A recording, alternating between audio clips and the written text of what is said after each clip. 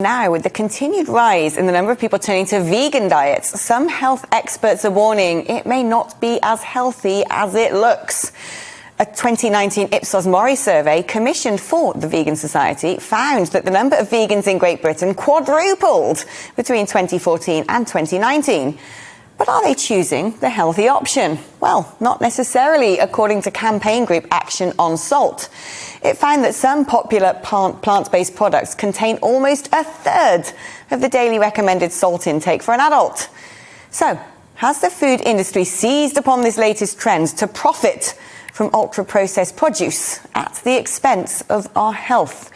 Kim Pearson is a nutritionist and weight loss expert. Kim, I've been very sceptical about veganism for a while. Not so much the original vegan diet, but I've noticed this before with fads such as low fat. The big food loves to seize upon things and produce things that ordinary people can't do themselves. Added protein to something, added calciums, alternatives to this. Veganism is just an excuse to churn out ultra-processed food, isn't it? Hi, Alex.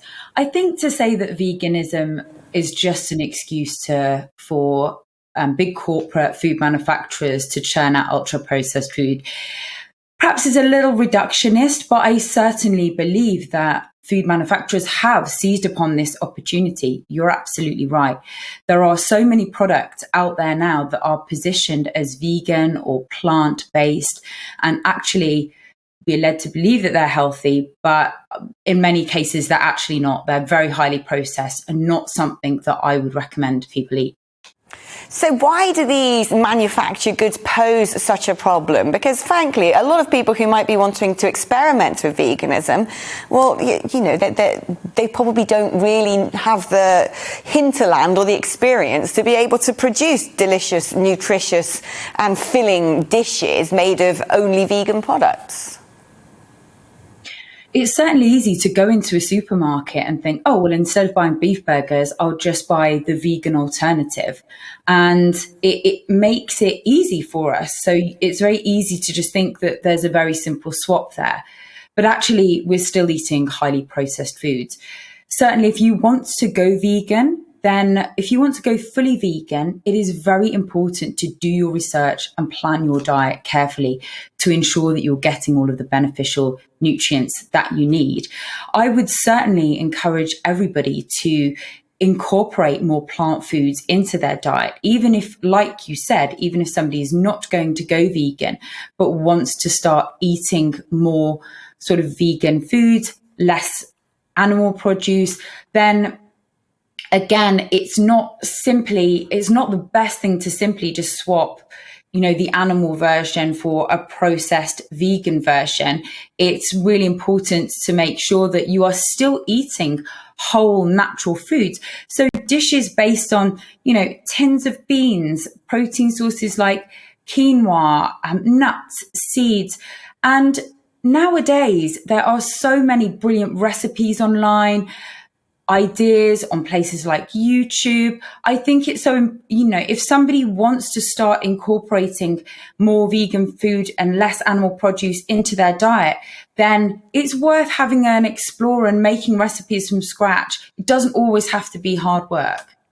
But we live in a fast-paced society where a lot of people don't have much time to prepare foods, and, frying up a pan full of just vegetables probably doesn't appeal to a great many people. Is there a risk if people are trying to follow a vegan diet when they aren't particularly au fait with it and aren't the best cooks in the land, that they're actually going to end up missing out on vital nutrients that are inherent in dairy and inherent in meat? Yeah, certainly. So there are definitely certain nutrients that are harder to get from a vegan diet. One key example is vitamin B12. The majority of sources of vitamin B12 are animal sources. There are a lot of vegan sources of protein, but animal protein contains all of the essential amino acids. So if you want to get your protein from vegan sources, it's important to mix and match those protein sources to make sure you're getting all of those essential amino acids. So it is important, if you're going to go fully vegan, to do your research, be aware of the nutrients that are harder to obtain optimal amounts of through a vegan diet. And sometimes it can be helpful to take supplements. You can buy tests online now to look at your nutrient levels of things like iron, B12, vitamin D, to really understand where you're at and make sure that you're staying optimally healthy while you're on a vegan diet. Let's look at B12. Where do you find it? And if you're in deficit, what happens?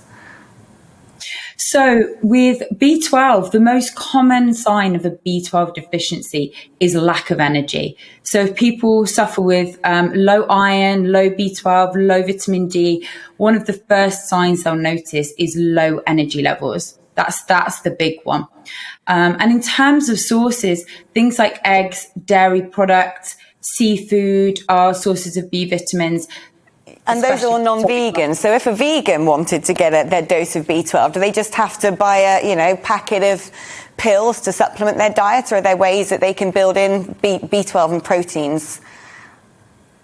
There are some sources of vitamin B12, but there really aren't very many, and they tend to be harder to. They're not foods that are necessarily common in our diet. For example, there's something called nutritional yeast that you can add in as a vegan food that you can add to foods to give flavor and also B vitamins. But these aren't a lot of the normal foods that we would necessarily eat without going out of our way to incorporate them in our diet. And I do think that the case for most vegans is that supplementation is probably a good idea.